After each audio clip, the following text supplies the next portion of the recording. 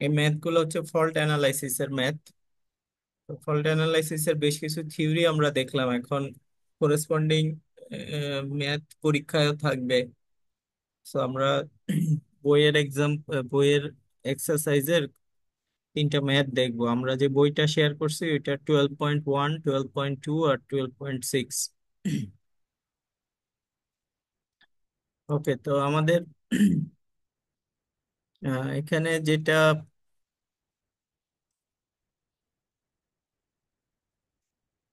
বলা আছে, প্রথমে আমরা কোশ্চেনটা দেখি। এখানে বলা আছে যে একটা 60 হার্জ জেনারেটর, টার্বো জেনারেটর, সেটার এমভিএ রেটিং দেয়া আছে, ভোল্টেজের রেটিং দেয়া আছে, এটা ওয়াই কানেক্টেড, সলিডলি গ্রাউন্ডেড, আর এটা রেটেড ভোল্টেজে অপারেট করে। তো রেস্ট অফ দ্য সিস্টেম থেকে এটা ডিসকানেক্টেড, অর্থাৎ জেনারেটর উইথ নো লোড, সেই কথাটাই এটার দ্বারা বুঝাইতে চাচ্ছে। রিয়াকটেন্স দেয়া আছে এক্স ডি ডাবল প্রাইম, মানে হচ্ছে গিয়ে আমার ডিএক্সিস রিয়াকটেন্স, ডাবল প্রাইম মানে হচ্ছে সাবট্রানজিয়েন্ট রিয়াকটেন্স। আমরা জানি যে ফল্ট অ্যানালাইসিসে সাবট্রানজিয়েন্ট রিয়াকটেন্স ইউজ হয়।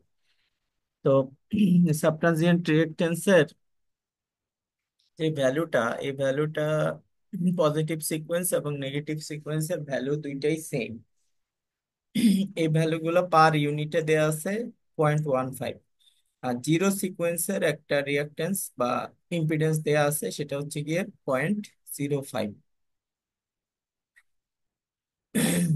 তো এখানে প্রথমে আমাদেরকে একটা রেশিও বের করতে বলছে, সেটা কি সাবট্রানজিয়েন্ট লাইন কারেন্ট, মানে লাইন কারেন্ট চাইছে কিসের জন্য, single line to ground fault, এটা বের করতে বলছে। আর তার সাথে কম্পেয়ার করতে হবে subtransient line current for symmetrical three phase fault.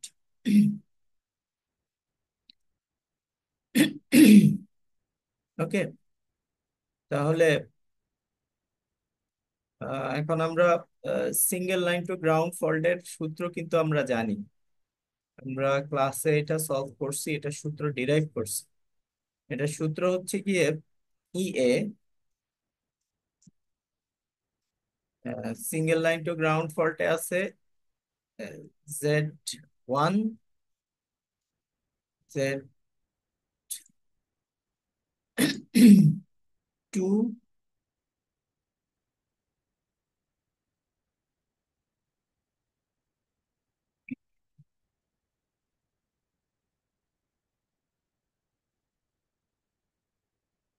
Plus হচ্ছে গিয়ে আমাদের Z0।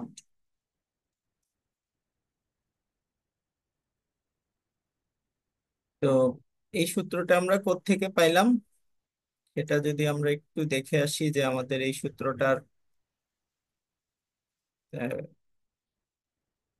লেকচারের কোথায় ছিল, তাহলে বুঝতে সুবিধা হবে। আমরা যে আনসিমেট্রিক্যাল ফল্টের ডিরাইভেশন শুরু করেছিলাম, সেই আনসিমেট্রিক্যাল ফল্টের যে ডিরাইভেশন, সেই ডিরাইভেশনে আমাদের আহ, এই যে এখানে single line to ground fault, এই সিঙ্গেল লাইন টু গ্রাউন্ড ফল্টের একটা সূত্র আমরা ডিরাইভ করছি। সূত্রটা হচ্ছে গিয়ে আই এ সমান সমান হচ্ছে গিয়ে E divided by Z0, Z1, Z2। ঠিক আছে, এইটা হচ্ছে গিয়ে আমাদের একটা বেসিক সূত্র।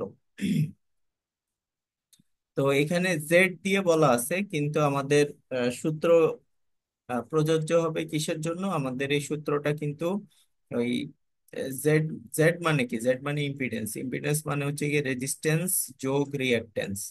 এখন এই কেসগুলাতে সাধারণত রেজিস্ট্যান্সের মান দেয়া থাকে না, ফলে জেড এর মান যেটা, সেটা আসলে একটা রিঅ্যাকট্যান্সের মানই থাকে, এবং এই রিঅ্যাকট্যান্সের মানগুলাই আমাদের ওখানে দেয়া ছিল। ওকে, সো ওইখান থেকে আমাদের এই সূত্রগুলো আসছে। তাহলে এই যে সূত্রটা আছে, এই সূত্রটা আমরা এখান থেকে পেলাম আর কি। এখন তাহলে আমরা আস্তে আস্তে যে আমাদের ম্যাথ আছে, এই ম্যাথে আমরা আস্তে আস্তে মান বসানো শুরু করি। Single line to ground fault, যেটা এই সিঙ্গেল লাইন টু গ্রাউন্ড ফল্টের উপরে হচ্ছে গিয়ে এখন এর মানটা তো আমাদেরকে খুঁজতে হবে। বাট এখানে খেয়াল করতে হবে যে সব মান কিন্তু পার ইউনিটে। আর এটা হচ্ছে কিন্তু একটা ভোল্টেজ, এখন ভোল্টেজের পার ইউনিট ভ্যালু দিতে হবে। প্রথম কথা হচ্ছে গিয়ে সিস্টেম রেটেড ভোল্টেজে কাজ করতেছে, আর রেটেড ভোল্টেজের মান হচ্ছে গিয়ে 22 কেভি। তাহলে অ্যাকচুয়াল ভোল্টেজ হচ্ছে গিয়ে 22 কিলোভোল্ট। আর মানে পার ইউনিট কিভাবে বের করে, পার ইউনিটের সূত্র কি মনে আছে কিনা? পার ইউনিটের সূত্র হচ্ছে কি অ্যাকচুয়াল ভ্যালু ডিভাইডেড বাই কোন value? Base value. Base value. আর আরেক নাম হচ্ছে rated value. Okay. Actual value এখানে 22, আবার রেটেড ভোল্টেজও 22, কারণ যন্ত্রটা অপারেট করতেছে রেটেড ভোল্টেজে। কেউ রেটেড ভোল্টেজে অপারেট করলে তার পার ইউনিট ভ্যালু চলে আসে অটোমেটিক 1। এই জন্য এর সূত্রের যে সেই জায়গায় আমাদের বসানো হয়েছে 1। এটা আসলে 1 অ্যাঙ্গেল 0। আর নিচে হচ্ছে গিয়ে Z1। Z1 এর জায়গায় হবে X1। X1 এর ভ্যালু হচ্ছে গিয়ে 0.15। কিন্তু Z সমান সমান কিন্তু JX, তো এখানে তো X এর মান দেয়া আছে। এখন তাহলে Z1 সমান সমান হবে গিয়ে J.15। আর X2, Z2 সমান সমান হবে J X2 মানে 0.15 J। আর Z0 যেটা, এটা হবে গিয়ে J X0। এটার মান 0.05, এখানে একটু ভুল লিখছে, এইখানে আমি কারেক্ট করে দিব। এটার মান হচ্ছে গিয়ে 0.05। তাহলে আমাদের 1 ডিভাইডেড বাই হচ্ছে গিয়ে 0.35, J.35। এই 1 কে J.35 দিয়ে ভাগ করলে যেটা আসবে সেটাই হচ্ছে গিয়ে আমাদের পার ইউনিট কারেন্ট। তো এখানে যদিও 0.05 লিখতে গিয়ে 0.15 লিখে ফেলছে, কিন্তু মান কিন্তু এটাই আসবে, 2.857। আর জে নিচে থাকার কারণে উপরে জে আসলে এটা -J হয়ে যাবে। এটা আমার পার ইউনিট কারেন্ট, কথা বোঝা গেছে? এখন বলছে যে subtransient line current for single line to ground fault. এই যে সূত্রটা, এটা তো IA1, মানে হচ্ছে গিয়ে কারেন্টের পজিটিভ সিকোয়েন্স। আমার পুরো কারেন্টটা আসলে কত? পুরা কারেন্টটা আসলে হচ্ছে গিয়ে পজিটিভ সিকোয়েন্স গুণ নেগেটিভ সিকোয়েন্স গুণ জিরো সিকোয়েন্স, যোগ। তো সিঙ্গেল লাইন টু গ্রাউন্ড ফল্টে পজিটিভ সিকোয়েন্স, নেগেটিভ সিকোয়েন্স আর জিরো সিকোয়েন্স কারেন্ট, এই তিনটা সমান হয়। যদি সূত্রর ওই পেজটা তোমাদের সামনে থেকে থাকে তাহলে দেখবা যে তিনটা সমান সমান হইলে 3IA হবে। গত ক্লাসে পড়াইছি এটা। তাহলে এই সংখ্যাটাকে আমরা 3 দিয়ে গুণ করব, 2.857 কে 3 দিয়ে গুণ করলে -J ইন্টু 8.571 পার ইউনিট। এটা হচ্ছে কি আমাদের সিঙ্গেল লাইন টু গ্রাউন্ড ফল্টের জন্য টোটাল কারেন্টের পরিমাণ। আরেকটা হচ্ছে three phase fault. Three phase fault কোনটা? থ্রি ফেজ ফল্ট আমরা গত চ্যাপ্টারে পড়ে আসছি। তো থ্রি ফেজ ফল্টের যে সূত্র, সেই সূত্র মনে আছে কিনা? যে IF ডাবল প্রাইম সমান সমান হচ্ছে গিয়ে VF ডিভাইডেড বাই Z। তো তাহলে আমাদের থ্রি ফেজ ফল্টের ক্ষেত্রে তিনটা লাইন কি হয়ে গেছে? শর্ট হয়ে গেছে, তাই না? তিনটা লাইন শর্ট হয়ে গেলে VF ভোল্টেজের পরিমাণ, মানে এটা pre fault voltage, pre fault ভোল্টেজের পরিমাণ আগের মতোই থাকবে, কারণ এটা রেটেড কন্ডিশনে কাজ করতেছে। সো VF সমান সমান হচ্ছে 1 অ্যাঙ্গেল 0। আর জেড যেটা, সেটা হচ্ছে গিয়ে একটা পার্টিকুলার সিকোয়েন্সের সাবট্রানজিয়েন্ট রিঅ্যাকটেন্স। তো এই যে জেড যেটা আমরা বলতেছি, এটা আসলে ZD ডাবল প্রাইম সাবট্রানজিয়েন্ট রিঅ্যাকটেন্স, যেটা সেটা সাবট্রানজিয়েন্ট রিঅ্যাকটেন্স 0.15 এর সমান। এর জন্য এখানে J.15 এটা দিয়ে দিছি। এটা দিয়ে দেওয়ার কারণে আমার টোটাল কারেন্ট চলে আসছে হচ্ছে গিয়ে 1 ডিভাইডেড বাই 0.15 J, সেটা হচ্ছে 6.66 - J। তাহলে আমার এইটার কারেন্টের পরিমাণটা হচ্ছে 8.57, আর থ্রি ফেজ ফল্টের কারেন্টের অনুপাতটা হচ্ছে, পরিমাণটা হচ্ছে 6.667। এই দুইটা রেশিও করলে আমরা পাবো 1.286:1। তাহলে এই রেশিওটাই আমাদের কাছে জানতে চাইছে। তো সূত্র খুবই সিম্পল, কোশ্চেনও খুবই সিম্পল। এগুলোর অ্যান্সার করলে ঠিক মতো যদি মানগুলো বসাইতে পারে, তাহলে অ্যান্সার খুব ইজিলি আমাদের হয়ে যাবে।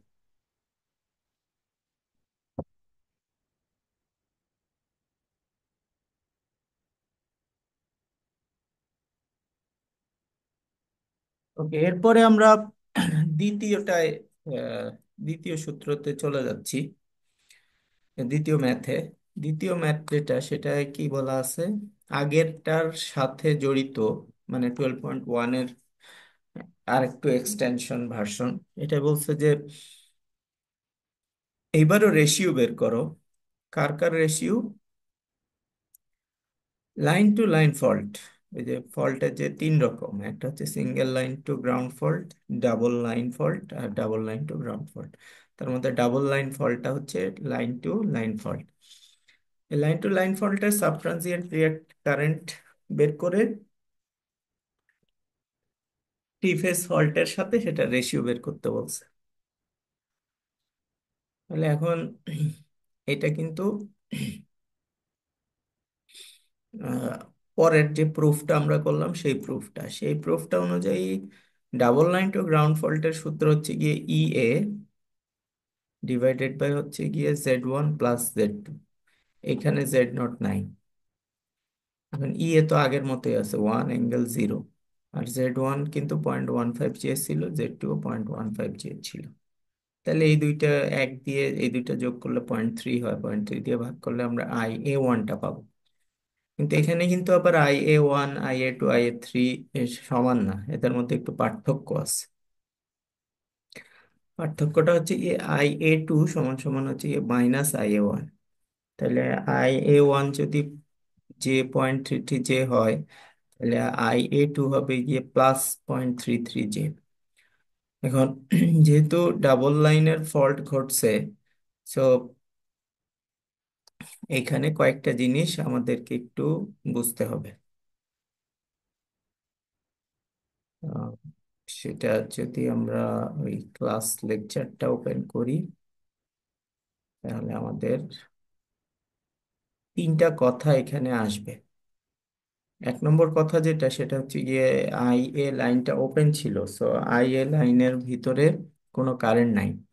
তাহলে আমাদেরকে ইদার ডাবল লাইন ফল্ট যেহেতু ঘটছে, মানে বুঝতেছো কি না যে আমাদের যে ফলটা হয়েছে, ফলটা এই জায়গাটার ভিতরে হয়েছে, মানে দুইটা লাইনের মধ্যে হয়েছে। এখন এই দুইটা লাইনের মধ্যে ফল্ট হওয়ার কারণে ইদার IB বের করব অথবা IC বের করতে হবে। ধরলাম আমরা IB বের করব। এখন IB বের করতে হলে আমাদের কিছু সূত্রের আশ্রয় নিতে হবে। তার মধ্যে কতগুলা কথা আছে। সে একটা কথা হচ্ছে যে আমাদের এই যে সূত্র,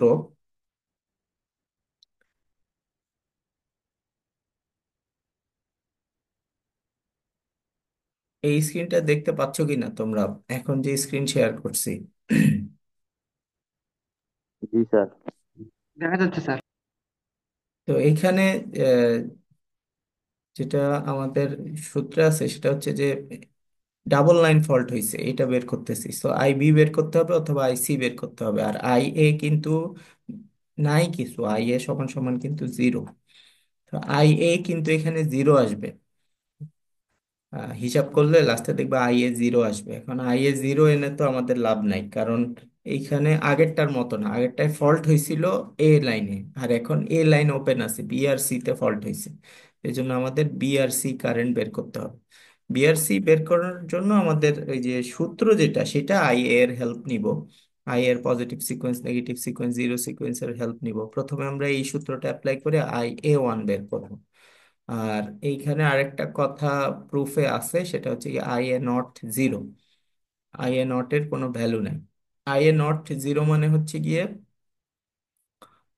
IB0 0, IC0 0। ওকে। তাহলে বেসিক্যালি আমাদেরকে IB-টা বের করতে হবে।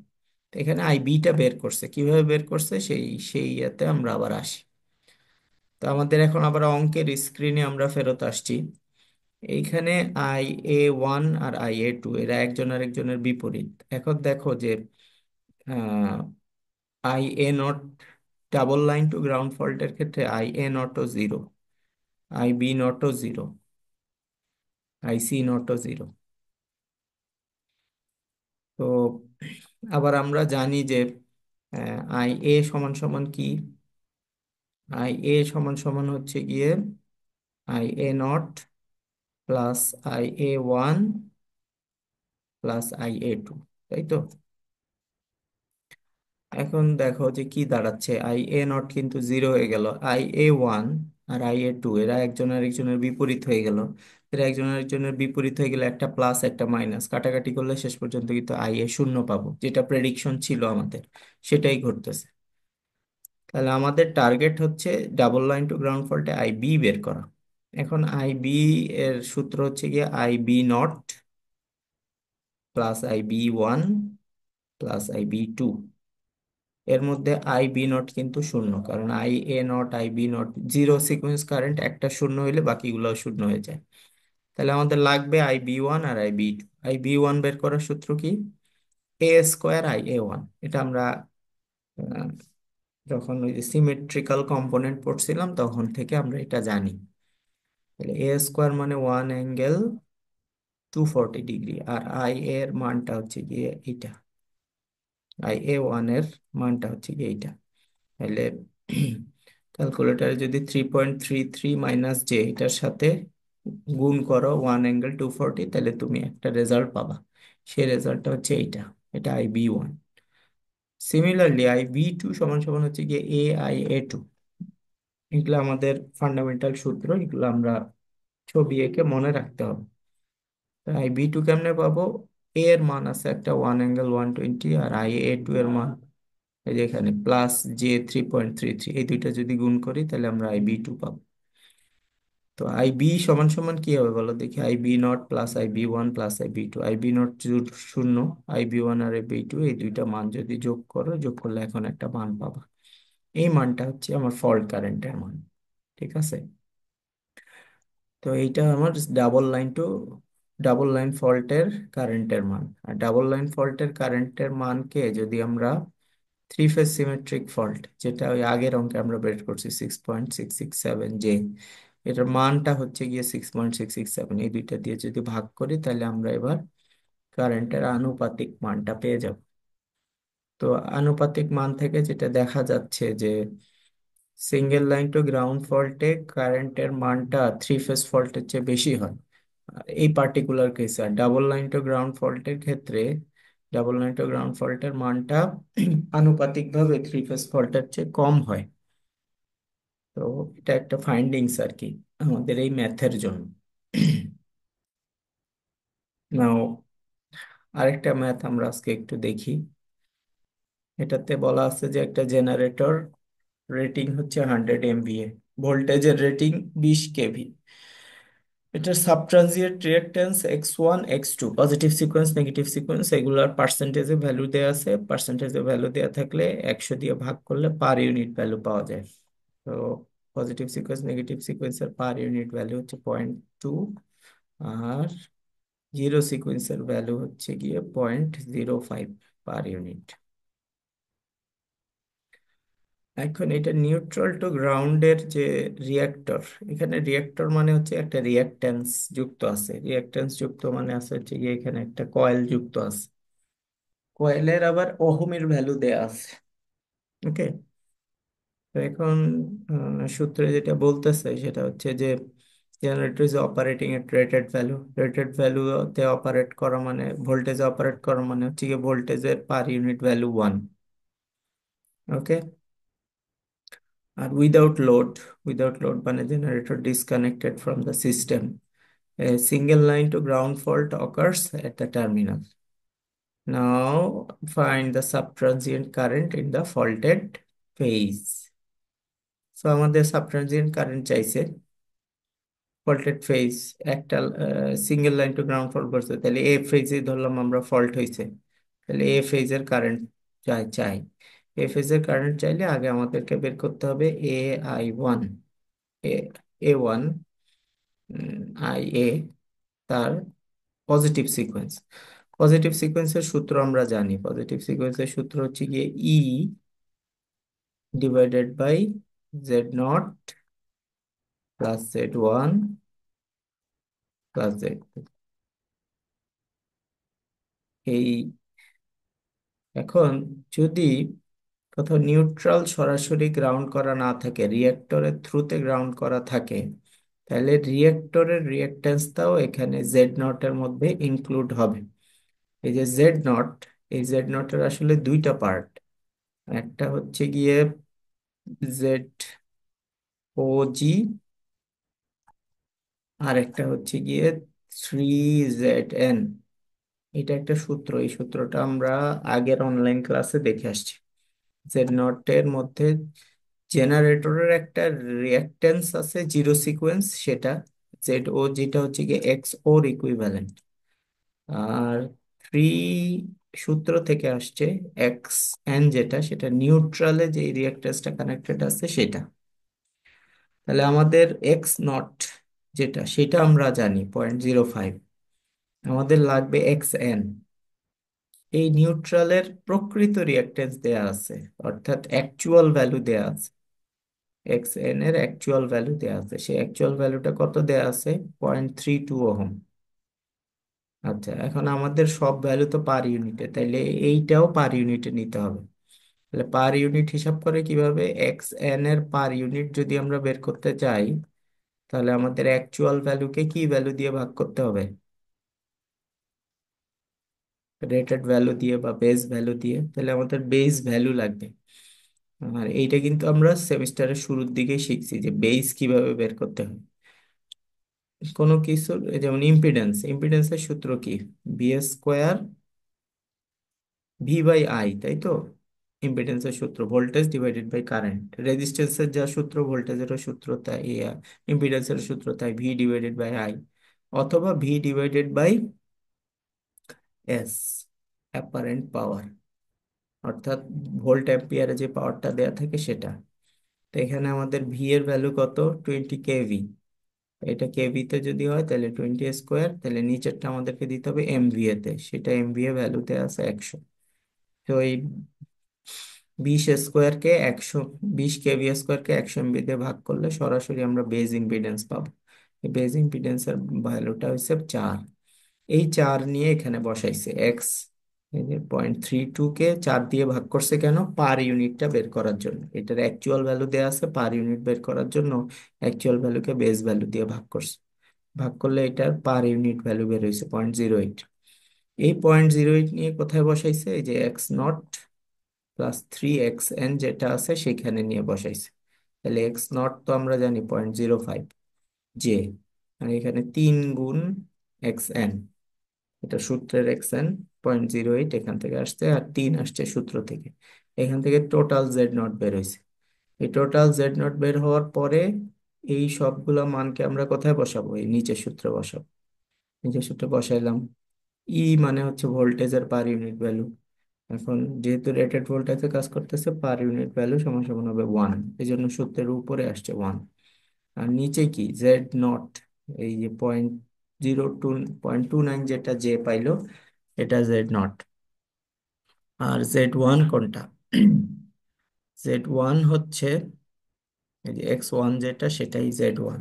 সুতরাং 0.2 জে। আর X2 যেটা, সেটা হচ্ছে গিয়ে জেড টু। তো 0.2 জে। তাহলে ওয়ানকে এই মানগুলোর যোগফল দিয়ে ভাগ করলে ক্যালকুলেটরে আমরা একটা মান পাবো, সেটা হচ্ছে পার ইউনিট কারেন্ট। এখন পার ইউনিট কারেন্ট থেকে অ্যাকচুয়াল কারেন্টও বের করা যাবে, তবে এটা কিন্তু পজিটিভ সিকোয়েন্স। হ্যাঁ।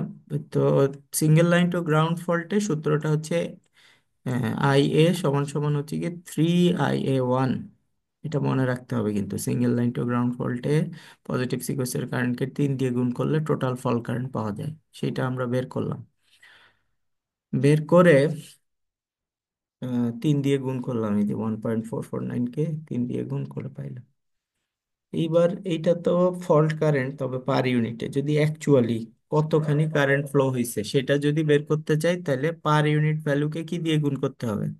বেস ভ্যালু দিয়ে গুণ করতে হবে। বেস ভ্যালু দিয়ে গুণ করলে অ্যাকচুয়াল ভ্যালু, অ্যাকচুয়াল কারেন্ট পাওয়া যাবে। আমরা যদি অ্যাকচুয়াল সাবট্রানজিয়েন্ট কারেন্ট পেতে চাই, তাহলে আমাদেরকে এই পার ইউনিট কারেন্টটাকে বেস কারেন্ট দিয়ে গুণ করতে হবে। এখন বেস কারেন্ট পাবো কোথায়? কারেন্টের সূত্র আমরা জানি যে পাওয়ার ডিভাইডেড বাই কি? ভোল্টেজ। কারণ আমরা জানি পাওয়ার সমান সমান হচ্ছে গিয়ে ভিআই। তো এইখানে ইন দিস পার্টিকুলার কেস বা এসি সার্কিটে আমাদের অ্যাপারেন্ট পাওয়ার সমান সমান হচ্ছে গিয়ে ভিআই। তাহলে আই সমান সমান হচ্ছে এস ডিভাইডেড বাই ভি, আর থ্রি ফেজ হইলে √3 VI। তাহলে এস এখানে কত? এস হচ্ছে গিয়ে এই রেটিংটা 100 MVA, 100 ×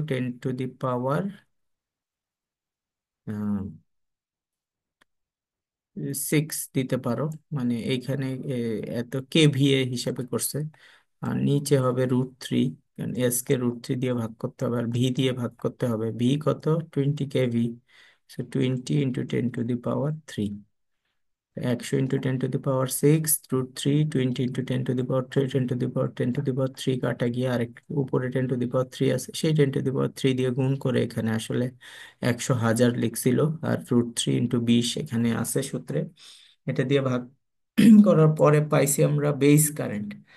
আর পার ইউনিট ভ্যালুকে বেস ভ্যালু দিয়ে গুণ করলে অ্যাকচুয়াল ভ্যালু পাওয়া যায়। তো কারেন্টের পরিমাণ দেখতেছো হিউজ, 12,550 অ্যাম্পিয়ার কারেন্ট ফ্লো হবে যদি single line to ground fault flow হয় 100 MVA 20 kV একটা জেনারেটরে।